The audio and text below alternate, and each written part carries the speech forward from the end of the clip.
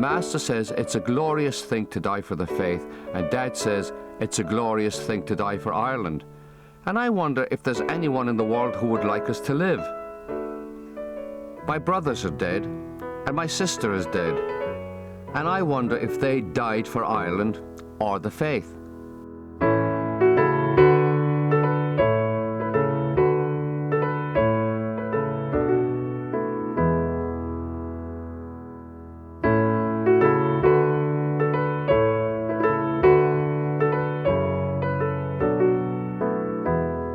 Great honour for me to be here today for the unveiling of the Frank McCourt statue.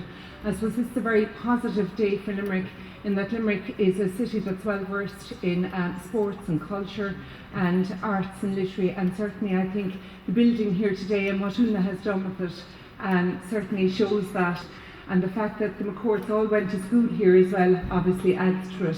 Frank McCourt and the McCourts certainly have put Limerick on the map, both worldwide, in terms of their literary works, and I think it's great that there's so many members of the family here today for the unveiling of this bronze statue.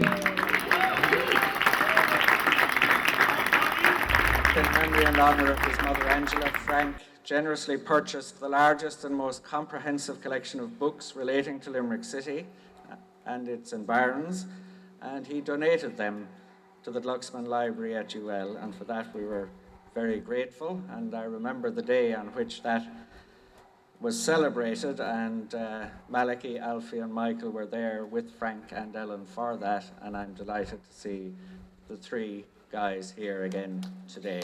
It's wonderful. The university wants to try and say thank you to Frank and wants to try to contribute to maintaining his memory into the future. And to that end, we are working with the UL Foundation and with our friends in the United States, and particularly in New York City, to establish a Frank McCourt Chair in Creative Writing at the university.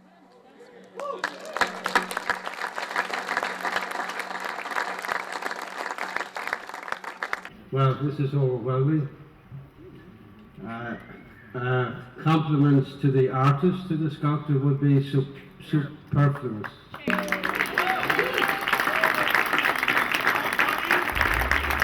I'd like to say a special thank you to Una Heaton, who inspired all of this and whose enthusiasm has kept it going, kept everybody afloat. They say that Frank did for Limerick what James Joyce did for Dublin. Frank wrote about Limerick. He articulates all of us without the rank and without the preacher. That was Frank, our brother, a great artist. We were talking about the little disturbance up there in Iceland, and they blamed it on Angela McCourt. She said, if you want ashes, I'll give you fucking ashes.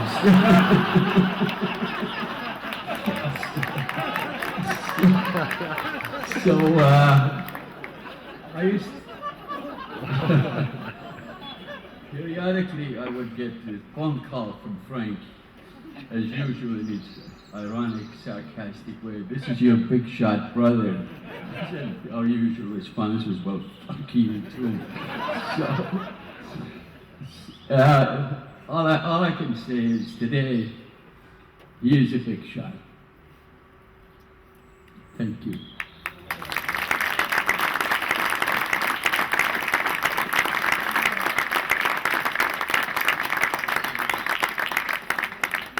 There's so many emotions connected with coming back here today and coming to this particular building, coming back to Limerick, and I know there are certain elements here that were quite, to put it mildly, critical of Frank's work. Now the problem was that he had spoken of the sexual activities of our mother as if she was not a sexual being who had given birth to 6 children, but having sex with somebody else was out of the question, Now, their mothers never had sex at all, because they were the product of Satan's sperm being shoved up a rat's arse. But that's the way it is. None of my business anyway, how they came into being. But if you want to know my life, you can walk a mile in my shoes. But you're going to criticize works of art for the art that's in them, but you cannot dispute facts. And what Frank wrote in his book was factual, done in a very artistic way.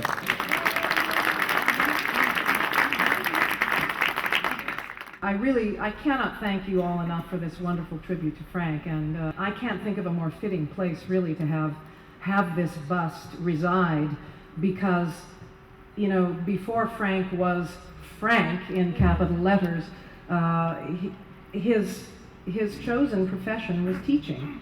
And I think perhaps Hoppy O'Halloran, who was the headmaster of the school here during the time that Frank went here, was one of his inspirations. You know, Hoppy had said, you know, stock your mind. And I think Frank took that advice. So I am going to walk over now to that little gold cord and unveil the bust.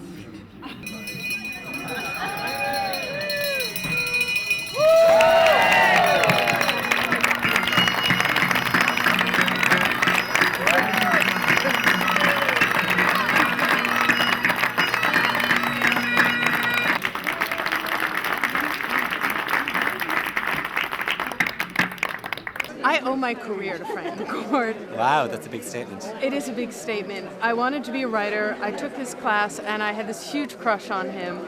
So to be cool, I wrote every single day for it, and he told me to send it in to the Village Voice, which was the New York paper, and I did, and I published at 16. And he stood by my side and he sent my work out. And was this in Stuyvesant School? This was in Stuyvesant. Oh, okay. And I stayed in touch with him over the years, and sort of the story I tell is he was so smart and articulate that I thought, you know, he should be more than a teacher. He should write a book. And I figured one day when I wrote my first great book, I'd dedicate it to him to help him achieve a little immortality and to remember who he was. I had a neighbor named Mary Breasted Smith. I'd met her at a barbecue, and she came over to my house with a manuscript. It was 125 pages. It was single-spaced, and all the O's had been punched through by a typewriter. It had been typed by a manual typewriter. And there's nothing more irritating for a literary agent than a manuscript that is so cosmetically dismal as that was. And my father had died about 3 days ago, and so I was in no condition whatsoever to read any manuscript by anyone. And Mary said, well, you must read this. It's about it's a wonderful... This was Angela's Ashes? Yes.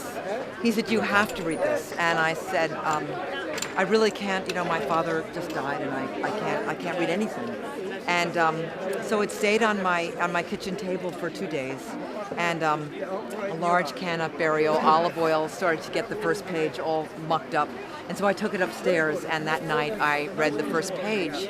I began reading it, and after I read the first page, just after, and then above all, we were wet, I put the manuscript down in my lap, and I thought, well, it's finally here. The manuscript that any literary agent has ever been waiting for.